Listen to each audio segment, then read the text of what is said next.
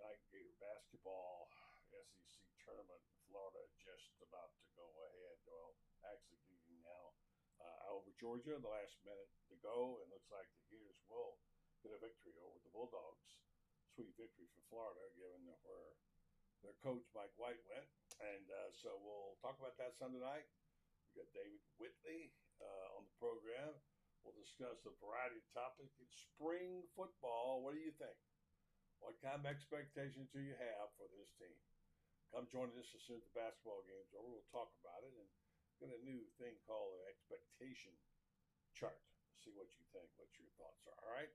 Stand by. Coming your way right now. It's time for the Buddy Martin Show. Yes, it's time again for Buddy Martin. Call him up and tell him what you're thinking. But be kind because he's doing the best he can. Better, stronger, faster. Mama says that alligators are ornery because they got all them teeth but no toothbrush. Hey, what if the voice calls while you're gone? Take a message. Bye! You ready, champ? I'm ready for this my whole life. I'm incapable of small talk. But that's why you love me, right? Kind of intimidating to be in the presence of so many great athletes.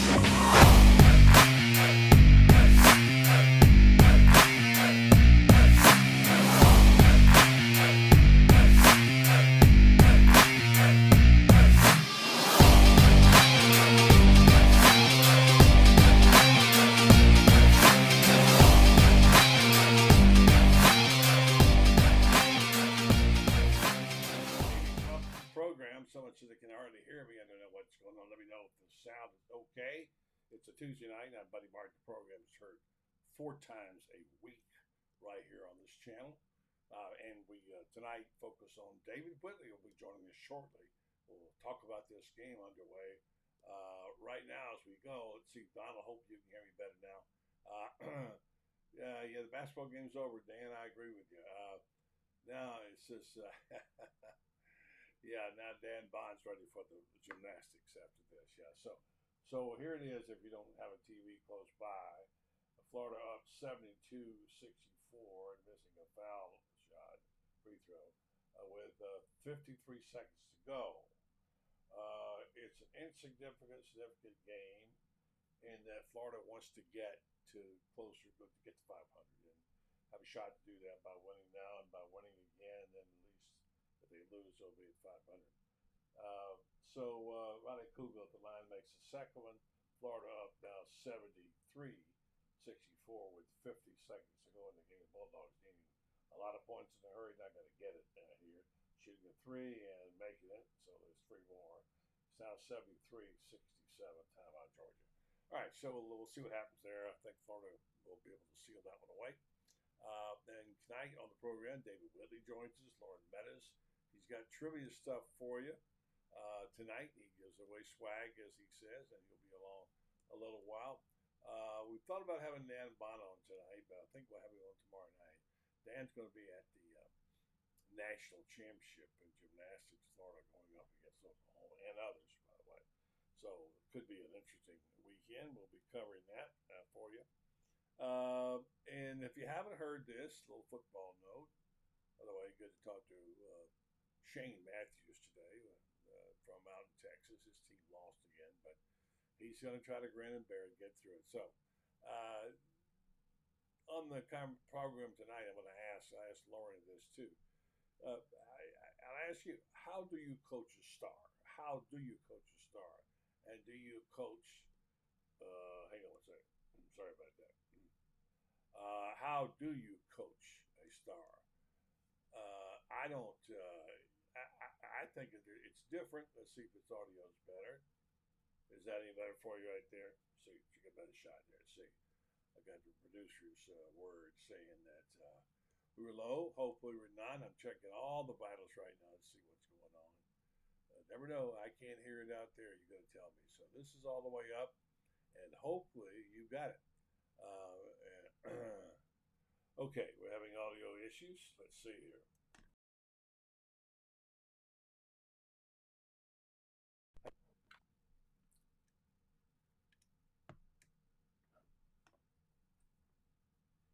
Check 1, 2, 3, 4.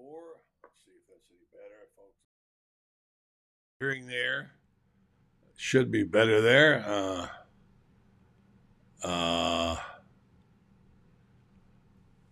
Yeah, I think it's okay. Let me know. Give me a heads up. We'll get that fixed right away. So, in the last few minutes, we've had that issue come up on us. So, all right. So we'll keep it on. Give it our best shot here. Let's see the back of the line. There's also a clip there. All right. Let me know if that's better. All right. So anyway, we'll have David Whitley on shortly, and you'll give me the heads up on the microphone to know what it is. And we'll talk about those topics. Spring ball, spring practice starting this Saturday. Yeah, and it's significant because let me do this. Like settings. Sorry about that, folks. These things happen in mid-flight, and sometimes you just have to adjust them. And when you're flying a cappello, which I'm doing here, you don't know until someone tells you. So let's go up to the connections, system settings, and see what the sound says. We'll go back again and check it out. Let's see here. Okay. And okay there, it says. Okay. So it's showing them I'm getting out. So, okay, good. Thank you very much. All right. Sorry about that. It happens in this technology business. So David Whitley will be along shortly. Again, getting back, how do you coach a star? Is it differently? I asked Shane this morning that question. He says, I don't know. I've never had one. Hard for me to believe he didn't have one, but maybe he didn't. The reason I asked that question, this came up in a conversation. I heard Charles Barkley talking about it.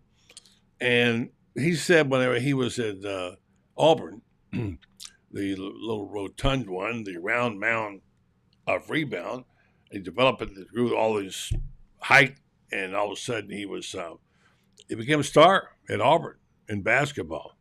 So he said his problems were that his coach, Sonny Smith, didn't know how to coach a star. I thought about that. And, is it different? Do you coach a star differently? I mean, the star is still going to wear uniforms the same way and do the same things, do the same deals, right? But there is something to that. And I related it to my business, which is, these writers and journalists and artists and what have you, and I've worked with over the years, many years. And about how I treated people in my organization. So, I did treat the really great ones a little bit different. All right, game over. Gators for win. All right, so thank you. So I wondered, well, is there something to that? And if there is, was that one of the problems that Billy Napier had in his first year with Anthony Richardson? Because this whole thing of Anthony Richardson is kind of just blowing up, and I don't know quite. I mean, I know what it is. It's like Shane says, it's measurables, and the measurables they fall in love with are the ones that he's got. Anthony Richardson. Let me see if I get a hold of David Whitley here. Now he's not checking in like he should. And so if that's the case, was in fact Billy a little derelict in the way he coached Anthony Richardson? I don't mean that as a criticism. I mean, did it require something else that he didn't do? If Sonny Smith didn't coach Charles Barkley, right?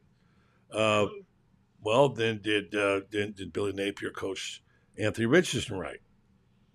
And that's the question. That's the question I wanted to ask David Whitley if we ever get him on the phone or online. David, how are you? Fine. Are we live?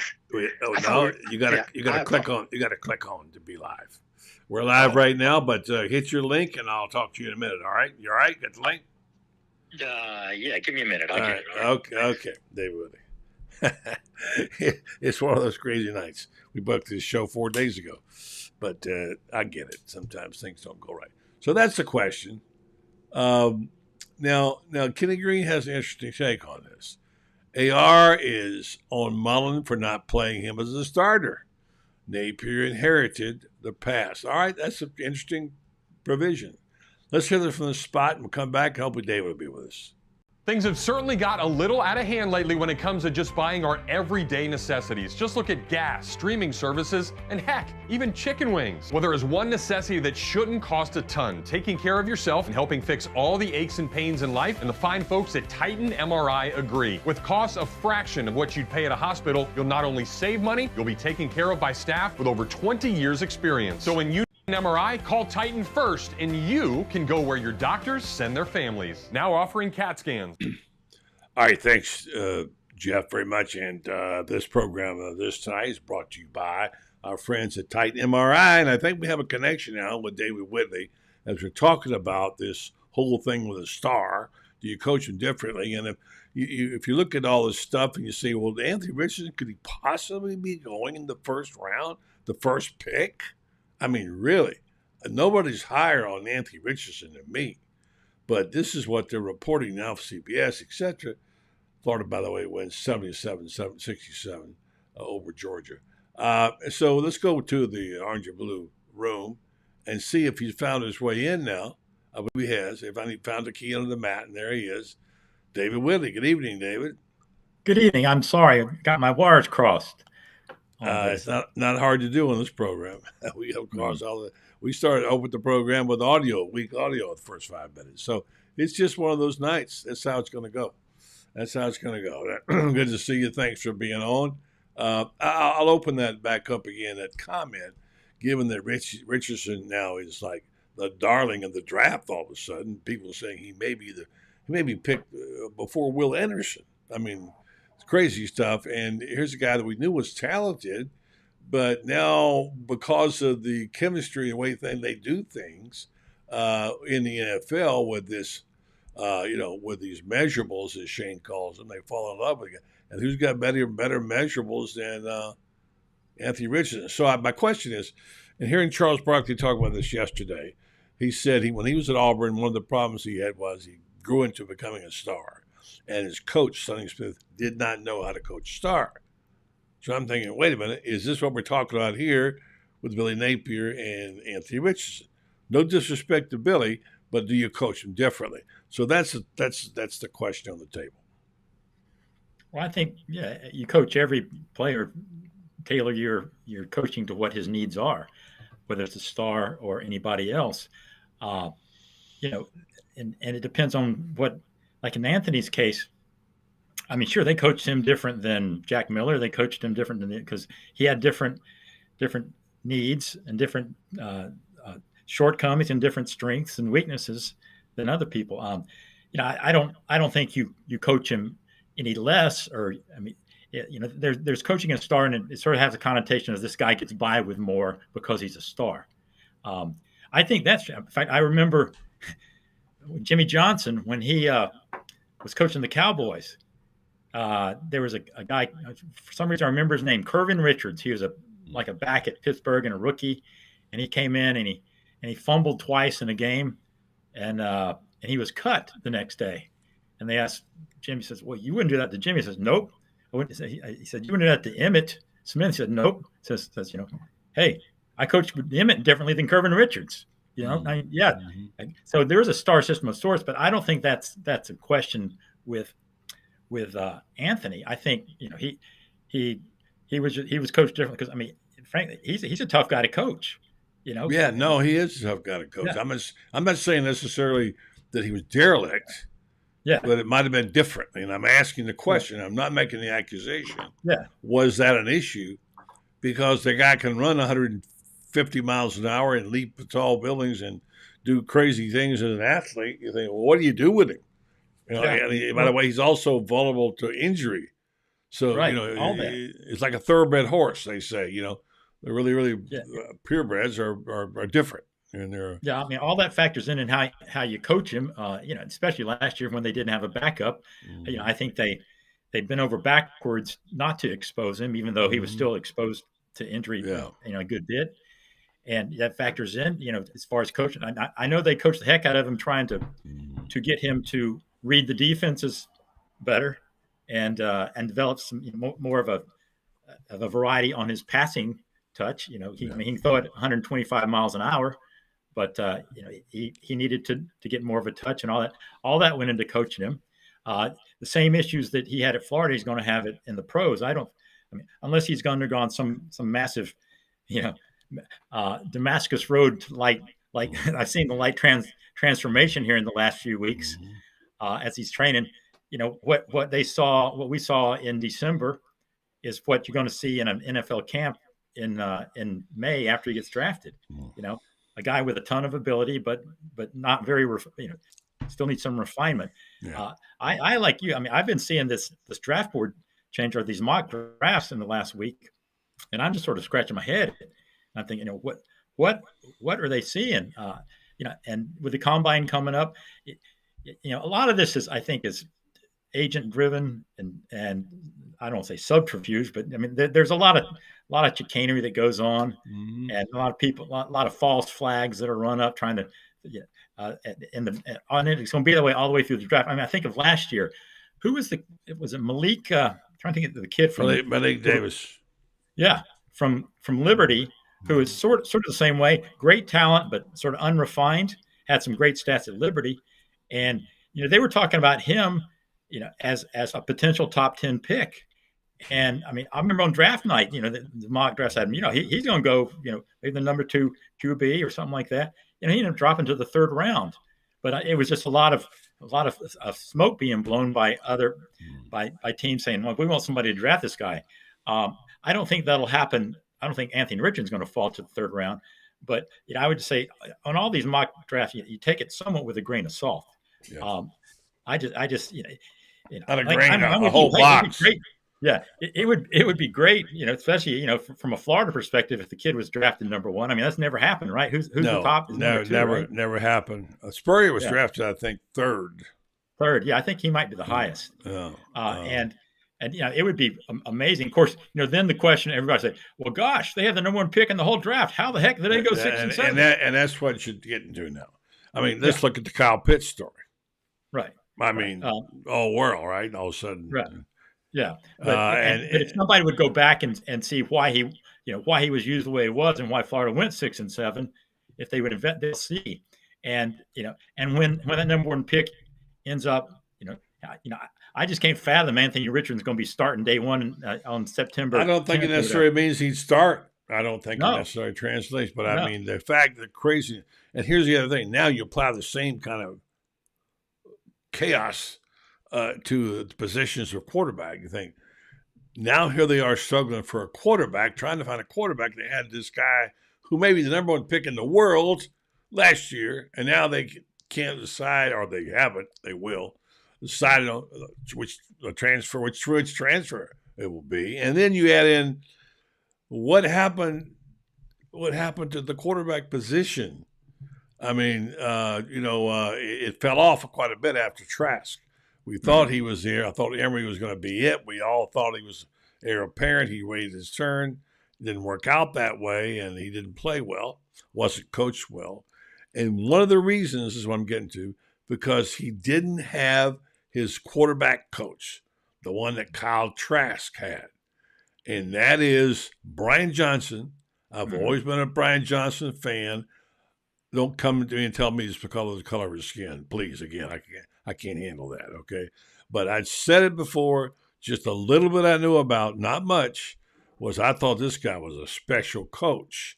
He goes to Philadelphia and now today named the offensive coordinator, okay, Brian Johnson.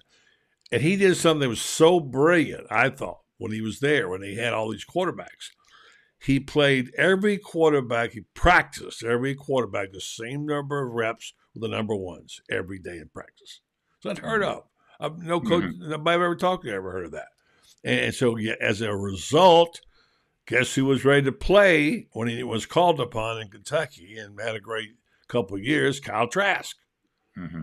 So they got that quarterback accidentally. Really, they didn't even recruit him. Really, I mean, and so my question is, you have all these questions about quarterbacks. Sometimes it's just fate. I don't know. What do you think? Sure, that factors into it. Like I think it's good to have these backups get reps to a point, but you also want to be sure that your top guy gets enough reps to be sharp. Kyle Trask, the reps helped him, but he was going to be good anyway. He was a hidden gem. Yeah, but he was there 3 years before anybody got on mothballs. Yeah. I remember when Brian Johnson left, you sort of heard people saying that was a big blow. That you don't really know at the time because the assistants, they're assistants, and you don't really have, like I said, much access to them these days and the whole deal.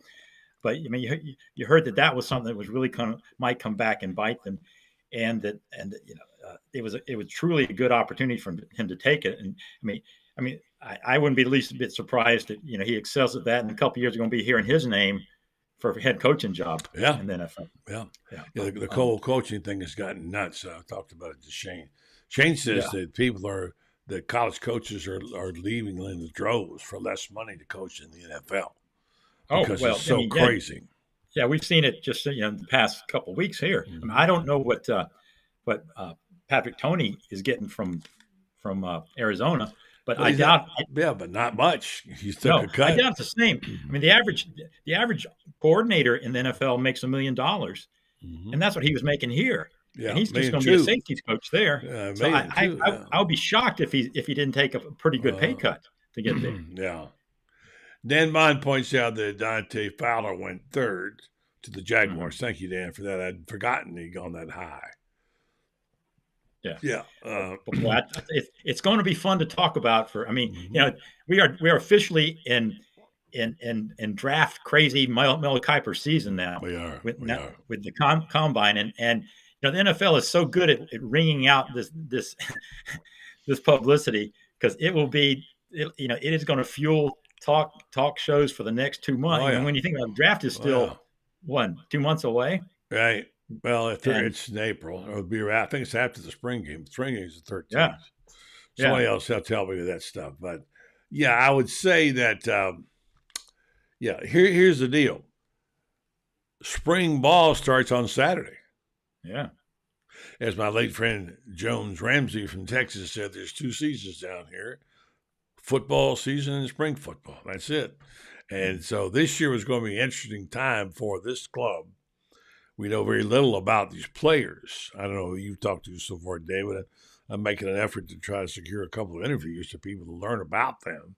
And when you put together this massive thing that they've got with 100 support people, a brand new $100 million facility, and you're thinking, plug it in, let it play. Expectations have a right to be high. Yeah, they should be because the peak. Because for years you heard, all right, all they need is a facility.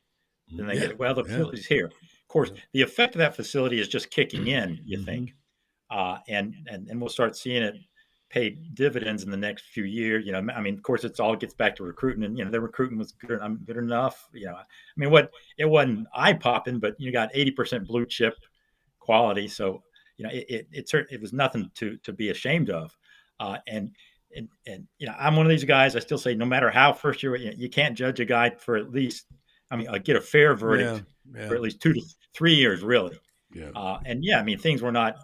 They were just first year was a disappointment in a lot of ways, but I'm certainly not ready to say, oh, this is a failed experiment. Now we need to go on. Everything is in place now. Nobody can complain that they don't have enough support, enough. We're entering the no excuse zone now for Florida coaches. Certainly Billy's been handed the blank check. He's got everything he wants. Now it's up to him to start delivering on that. He's not going to deliver an SEC championship next year. You just want to see other things start coming up. And looking at that schedule, it's hard to say, but they won't have. They're not still. They're still not going to have Georgia, Alabama type talent for a couple of years, if ever. But that's a long process. But it is a big mystery because lot of new faces coming in. And it starts at QB and goes from there. And no matter how good they look in spring, you take that with a grain of salt too, because they're looking good against themselves. And as we found out last year, no matter how good they look against Utah, which they got to do. So we'll find out. I got a couple of things to ask you about here, David. Hope you can spend a minute with us. Sure. One is what will be the stories that will winnow their way through to your computer on spring ball that you can think of right now, besides the obvious, the quarterback, and one of the storylines that you'll be thinking about on spring ball. And the second thing is I have this new expectation quotient I've invented, okay? And we did it last week with Lauren and Ben and friends saying, all right, the basis points for it is looking at Florida football as a stock. The basis point is 10. But we're going to reduce that to what our expectations are. There's nothing to do with number of games won. Is that what do you give it now? Like we had a round table, and I gave it a 6.5. Franz gave it a 7.5. Ben gave it a 7. And Lauren Meadows, who's on later, gave it a 5. Now he later revised that to a 6. And it said he's learned some things about coaches. It doesn't say anything except it says what the expectations are in your mind of what this team might be. If I asked you to say on the basis of that, give me what would be your rating for this team and the expectations if you're going to buy the stock over the counter tomorrow, what would you give the number? I would go 6 to 6.5. If I have to decide one, can you go quarter points? You can go any way you want to. I go 6.25 then. Somewhere between you and Lauren, as it turns out. All right. Yeah, I mean, five too low, and I think that others may be a little optimistic. There's just so many unknowns right now, so many questions that could be good, could be bad. We don't know. What's interesting? Yeah, excuse me. What's interesting is Shane, who now, as you know, is coaching the Orlando Guardians. Poor guy was on the program. I was on his show this morning, and last night he was on this program. And I asked him the same question, and I said, "What would you give it?" And he said, 8.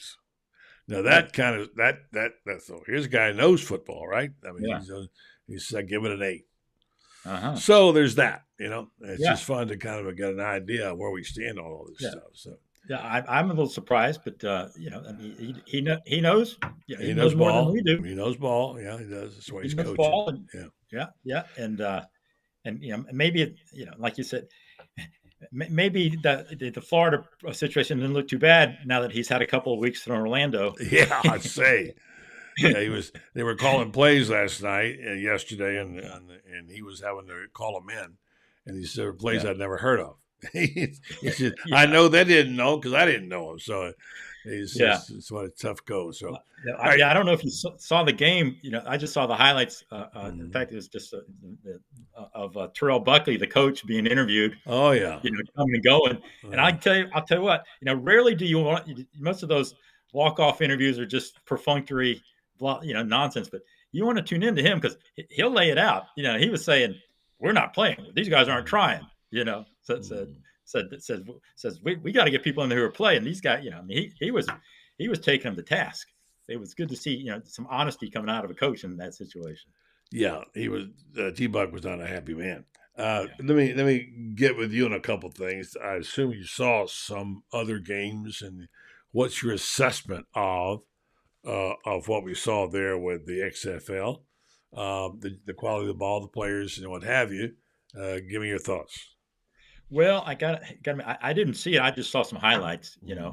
To me, I just can't get into spring ball. I'm glad it's there. I'm glad these guys are getting paid. And more power to it. But you can see that there may be a guy. He'll use his springboard to maybe get into an NFL camp somewhere. It's hard to see that there's a hidden gem that's going to come in and say, "Wow, how do we?" the ultimate story would be Kurt Warner, who was, just arena league hero. Then he goes and becomes an NFL MVP. That was truly a Hollywood story that they turned into a Hollywood story. It was so good. What little I have seen, I mean, these guys are in there because they're spring ball type players. It's rare these days, for somebody to slip through the cracks so much that the NFL doesn't see him at all and doesn't put a circle around and say, we got to check this guy out. But as far as just the quality of play, I hadn't seen enough to say. I did see a lot about the field in Las Vegas, how they're using a converted minor league soccer field that's all dirt and had to spray paint it green and had about 6 out. And that just from an optics standpoint, they need to do better than that, because it just made it look, like a high school game. I mean, give the rest of XFL credit. They've gotten in real stadiums and got a contract, got a TV contract. That's the key. Yeah. Shane speaks very highly of it, so they do things right. And it's Dwayne Johnson, you can't call him the Rock anymore. He didn't like that. His ex-wife is the one who's all the money, and she's who bought the league and whatever, according to what he said. So here's what I've seen. I've seen decent ball players. I mean, to me, I'm not saying that they're all world class, but there are some decent teams, good players. Coaches, I'm glad are getting some work. Guys like Shane get a chance to coach a little ball and still come back to his regular day job. And the kind of funky rules, I sort of like them in a way. They can't figure out the extra points, the conversions. Right. They can't seem to get that right.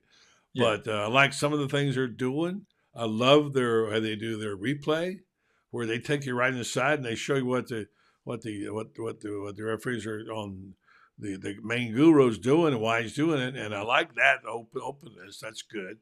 And there are a couple stories out there that are kind of interesting. One of them is A.J. McCarron. Did you hear about him?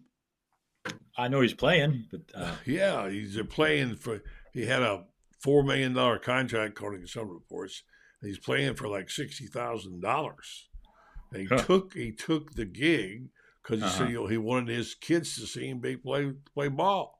Well, that's great. Yeah, so it's quite interesting. It's got to be a little crazy, but I mean, amazing. I thought you always get good stories there.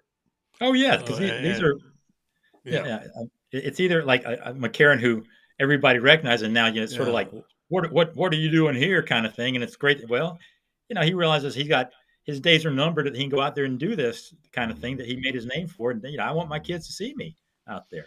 Yeah. And that's great that he's willing to do that. I think he'll be happy he did. Whatever it's costing him right now, he'll make up for it long term, and just in that the memory bank. What's that going to be worth to him and his kids saying, "Daddy, I remember when you threw this." Exactly. It makes up for the time you were going to spend with your kids, which we all feel guilty about, right?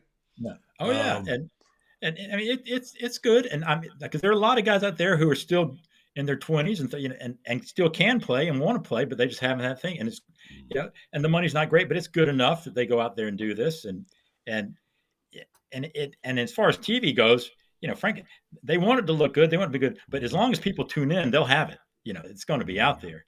And I think these leagues, I mean, heck, they've already made it. Last year USFL, they made it farther than most spring leagues do, just because of those TV contracts. And that's going to keep, because TV now, it's so much about live events, and so much of live events is sports. Yeah. And so they have, and so this is the kind of product that TV is more valuable than ever for TV. I go back to the USFL. I mean, you probably didn't know about this. There's the old Continental League, and the Orlando Panthers were in it, actually. Wow. And it's 100 years ago. I actually tried out I did a George Plimpton paper line thing. Oh. I practiced for a day, never made it to the field. But anyway, the point is that, but those leagues, like the USFL, when it came along, the Denver Gold they were packing them in. And I understand they're killing it in St. Louis right now. They're 60,000 this league. But I remember that there was a guy in Houston that named Mouse Davis. Yeah. And they had a quarterback named Jim Kelly. They had to run and shoot. They started out. That's the first time you saw 4 wide receivers on the field. Actually, he had a fullback who was the tight end, and then the rest of receivers. I knew Mouse. Later, he coached at Denver Gold. His ingenuity had a big impact on ball. He, in fact, coined the word smash mouth. First time anybody ever used that word, smash mouth, was Mouse Davis. And so there is this innovative aspect of these leagues where you're given a chance to do something. Yeah, no, it's not going to be the NFL, whatever. But there are going to be some guys who come out of this thing as coaches, players, whatever, who will change football. And I think that's great. Yeah, I mean, that probably is, the one legacy of all spring football, good legacy, is it is where you can go out there and use it as like a laboratory for football, experimental, because what do you have to lose, And I even think back to the previous incarnation of the XFL with where I think for overtime it was two guys there's a ball put in the middle and a player from each team only 10 yards away, and it was a scrum to see who would get it, and that team would get possession. Yeah, and of course, then I remember in Orlando, the first they went to overtime first time, and a guy went where the rest of the went, and he dislocated his shoulder scribing for it. So that didn't quite work. But hey, give him credit for trying something new. Yeah, innovation. Yeah, right, and not just football, but also just from the presentation aspect. Yeah, the microphones, even back in the old days before technology was, you had the sort of the GoPros on the helmets. They were going. And I mean, all that is there because in stodgy NFL, eventually they say, well, we got to do this, and I'm not sure what the replay system is there, but I know it's better than the NFL's or faster, and first downs and the whole, as far as just keeping the game moving, the NFL learns from this stuff too, and I mean, the NFL they have some sort of investment in one of these leagues, I think. Yeah, I think they do too. And by the way, just so we go way back in ancient history, let's remember that a lot of the stuff that they do today came from the old AFL. Oh, yeah. And few people know why they merged. After Super Bowl III, a guy named Joe Namath on this renegade league called the AFL is why they merged. So there is that element of it, that rogue element, which you embrace. And the reason anyway, I won't go into the history, but as you know as well, I wanted to talk to you about a couple other things before you get out here and go someplace else and leave me. But one thing I wanted to talk about was numbers. Now, there's some friends of mine I got, Shane's one, Scott Brantley's one, who are driven crazy by the number system they have today in football. I'm a purist. I'll still think the single-digit quarter should go to the quarterbacks and not the receivers and linebackers. I hate that they got just duplicate numbers and all that sort of stuff. That's the way it is today. But there's this going on.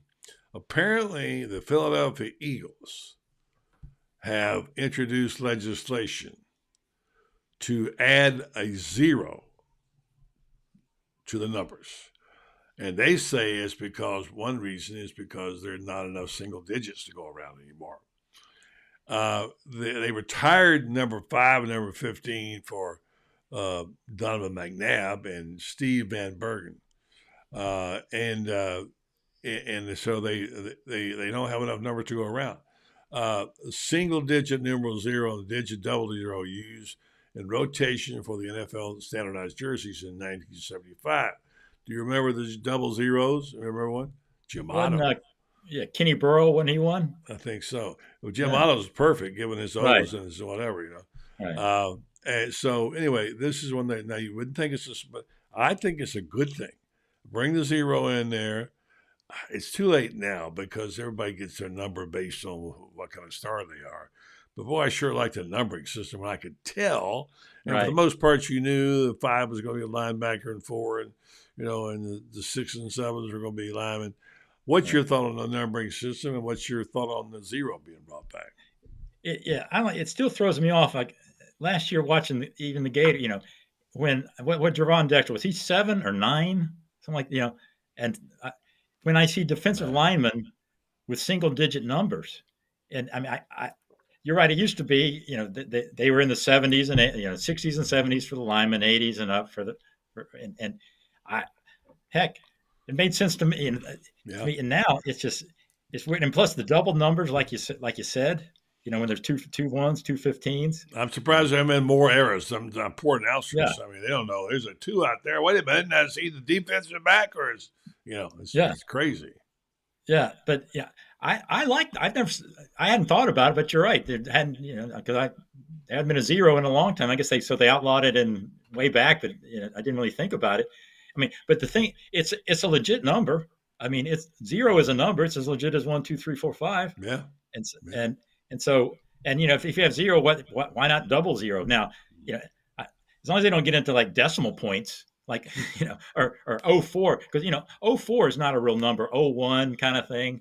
That's not legit. No. But at least 0 is a legitimate number. So I said, why? If a guy wants 0, why not? I find it hard to think that, well, we don't have enough numbers. Really, you don't have enough numbers if you retire.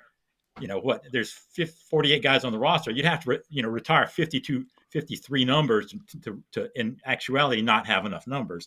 They just don't have enough numbers people may like. Some people are against retiring those numbers. Among them was Spurrier. His number was retired. And he brought it out for a linebacker.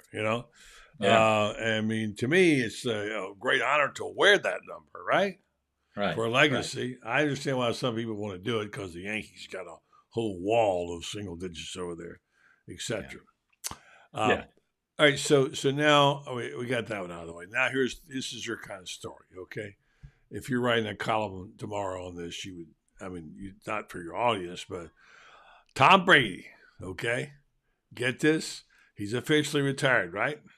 Mm-hmm. All right, now we're hearing all kind of things. This podcast with Jim Gray and I think Donovan McNabb, whoever doing this podcast, he's already signed a contract for $37 million a year, by the way, with Fox, if they got any money after this whole scandal. And that starts next year. All right. And so here's this one blew me away. This blog says, says Tom Brady catching his heat by Janet Jackson.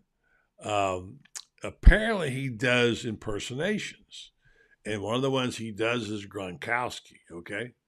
And they say his over-the-top Boston accent is hilarious. And he said, the more beautiful truth is that the inner circle reportedly hates the idea of what Brady's going to do next. He wants to be a stand-up comedian. Are you kidding me?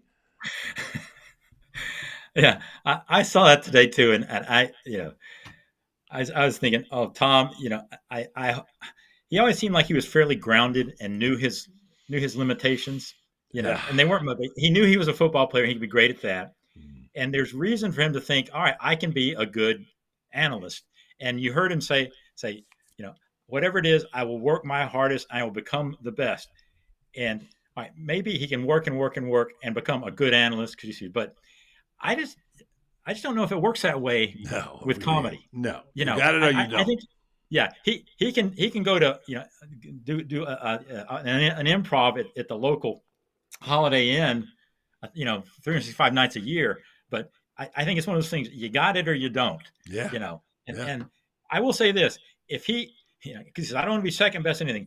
If he is serious about this and devotes himself to becoming a comedian, second best, if he can work his way into doing that and be the next Jerry Seinfeld, I will bet and say he is probably the most talented human being in the history of humanity. If he can pull off that. Also an idiot if he thinks he can do it. I mean, really, I'm a big Tom Brady fan, but I humor is not. I'm sorry, I don't know the man personally, but right. Now, Terry Bradshaw could become one. He is a funny guy. Right. Oh yeah, you can see that in the personality. Yeah. But it's just hard. But I think Tom needs he may be surrounded by a little bit too many yes men, and he needs someone to come and say, Tom, you're a great businessman, great quarterback, and all, and there's a good chance you're going to be a good thing, but why don't he just? I think I'm going to become the world's greatest surgeon. Yeah, really. Why not? Yeah, like this guy here, he can do a lot of things. He can be a football coach. He's medical skills. Mm-hmm. He's a Renaissance man. He's a trivia king. He is a trivia king. Now he's proven that. He's won all the. He wipes them out at Spurriers every time they have one. So now, David, should we let David play along with this or not? What do you think, Lauren?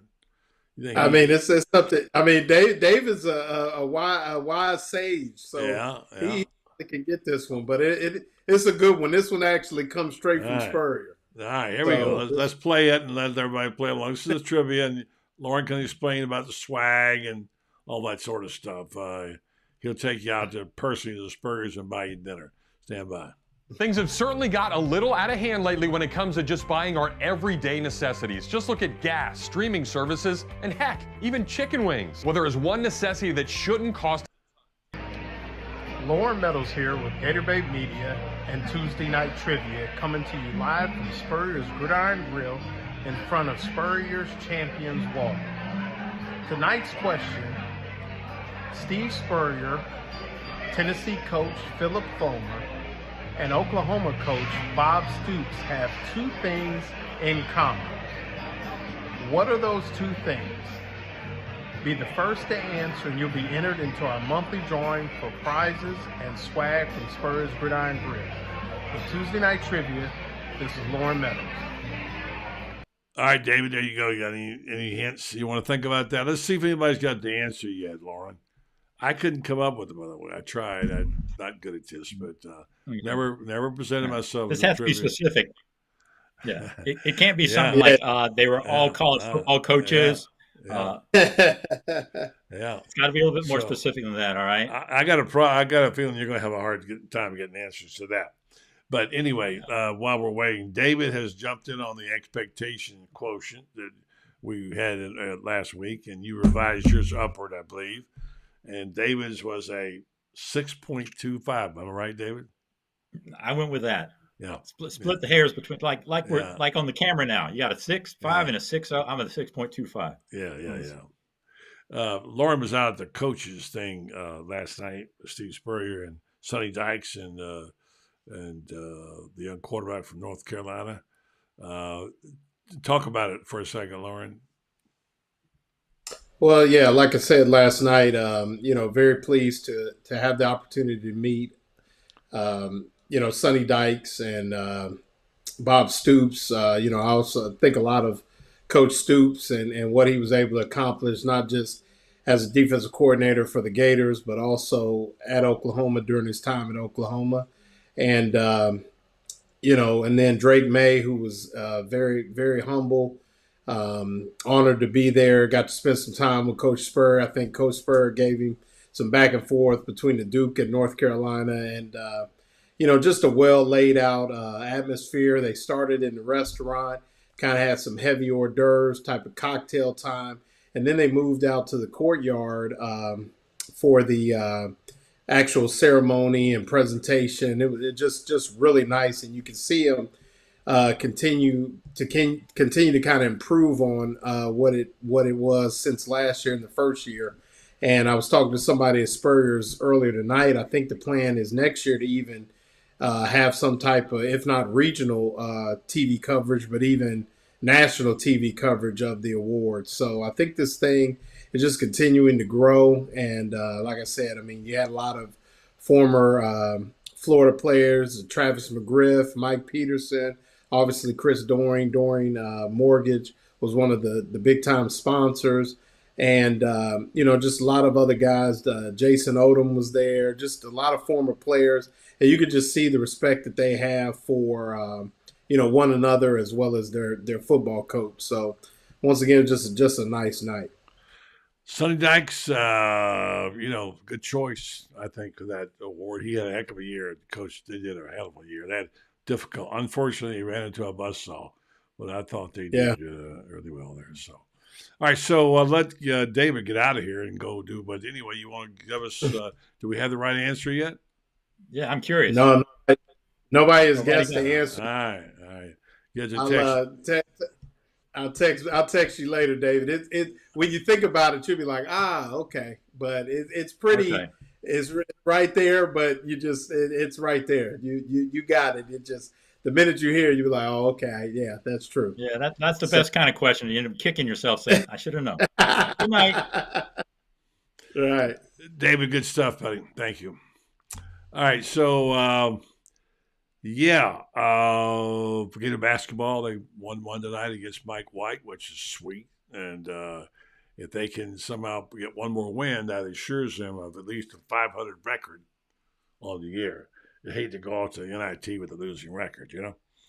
But Right. I'm not sure they play next. But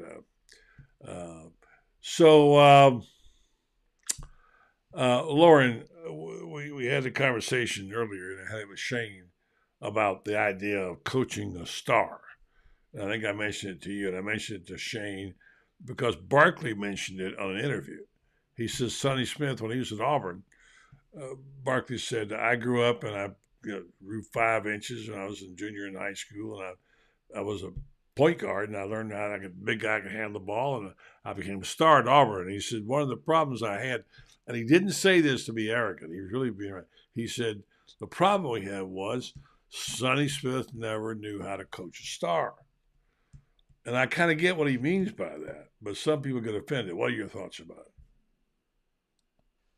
I mean, yeah, I think it's a fine line to coaching a star, and you can look at it two or three different ways. I mean, I had the opportunity to coach some of the top high school players in the Midwest when I was coaching, and each one of them had a thing that made them tick, and you kind of had to find that thing. I'm not necessarily, you don't necessarily, like you said earlier, give them the leeway to do whatever they want and practice how they want. But at the same time, sometimes you drive them harder, sometimes you pull back on them, whereas kind of the other guys kind of just get coached the same. And so I think I mean, there are things that make them special. Sometimes it's physical, sometimes it's mental.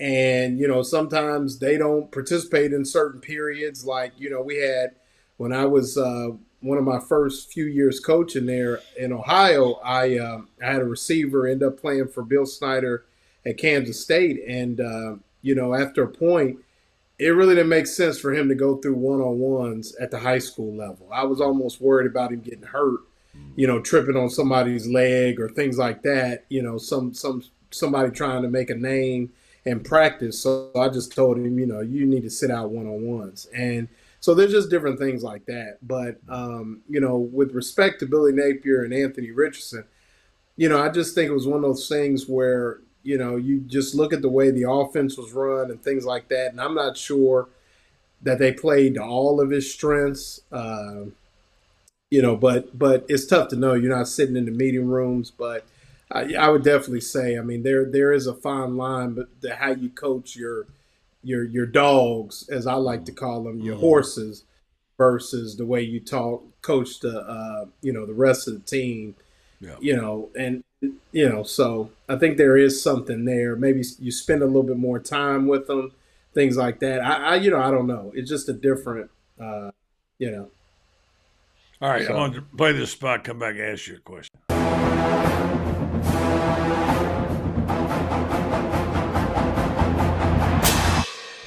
Jeffrey, what are you doing? Well, I'm joining the band, of course. Since Meldon Law is the official law firm partner of the Florida Gators, I want to help. Dad, we're litigators. Let's stick to helping people in the courtroom. Well, can we still hang out and jam a little bit? At Meldon Law, we won't back down. All right, thanks very much, Jeffrey Meldon. Let's see if we can get back and get Lauren. Now, we still got you, Lauren? Yes, sir. So, gosh, I lost my train of thought now. Hold on one second. The question I wanted to ask you about players, about the psyche of players. You also have to have every player has to be personally challenged. You have to, they do this much. Tell them I got to do better. The superstars, when they exceed it and get to that high level where they're good at everything, you have to make up things for them to. But you got to keep them challenged. And when you got a star, keeping that star challenged to me would seem like that'd be a difficult deal.